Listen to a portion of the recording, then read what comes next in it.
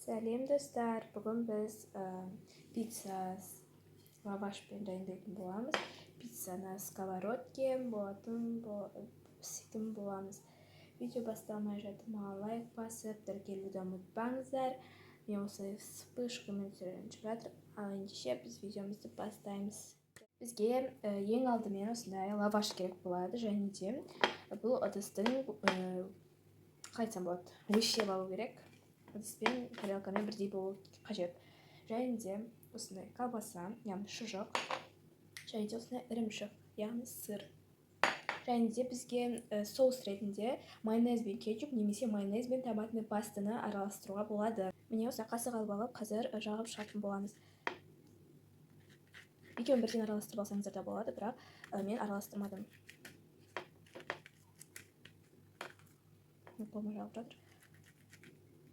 Тек надеюсь, что не жағылмайды. Кетчуп посмотрим. Жандарына дұрыстап жағып шығамыз. Это обязательно. Но қозғалып кете береді, сол үшін вообще неудобно.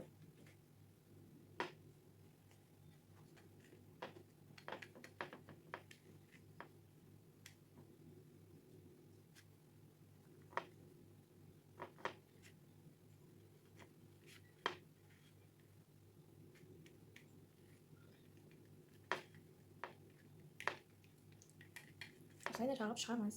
Біз уже соустарымызды жағып болғаннан кейін осындай колбасамызды жасайтын боламыз, яғни салатын боламыз.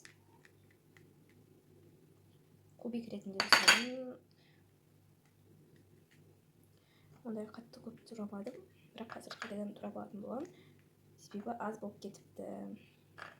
Ну, в принципе, нормально.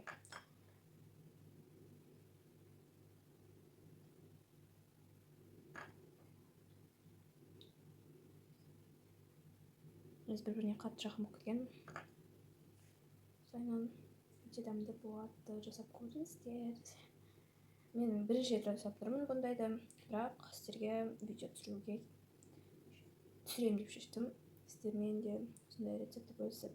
Лавашты үйден дайындау толық видеосын тағы да шығарамын, бірақ мен қазір бұны жасап жатқан жоқпын. Лавашты өз қолымнан жасаған жоқпын, магазиннен сатып алдым, бірақ лавашты өз қолымнан жасауға болады. Оны мен сіздерге бүгін түсірем ба деп ойлағам, бірақ уақытым болмады, сол үшін тез лаваш сатып ала салдым. Қайдан тұрамайтын шығармын, себебі болып жетеді. Лаваштың қалай жасалатынын білгілеріңіз келсе, маған тіркеп қойыңыздар. Сосын комментарийға керек деп жазыңыздар. Мен қазір сырды пока что осылай жасап жатырмын, тағы да керек қазір по-любому. Сол үшін қазір тағы да істейтін боламыз. Тағы да жасайтын боламын. Міне достар, осындай болды. Мына жерде шашылған сырларға мән бермеңіздер. Кейбір жерде мынандай кубиктер етіп қалған ғой. Олар мен істеп жатқан кезде, мындай кішкентай чорпадан өткізген кезде, олар өздері сөйтіп түсіп қалған ғой. Мәнінде білмеппін. Осындай етіп толықтай сырды жасайтын боларсыздар. Одан көп те болуы мүмкін, одан аз да болуы мүмкін, өздеріңіздің қалауларыңызша. Бұл бізде қазір пепперони, яғни колбасамен. Колбасасын тағы да үстіне қосатын шығармын, или қоспаймын. Короче, білмеймін.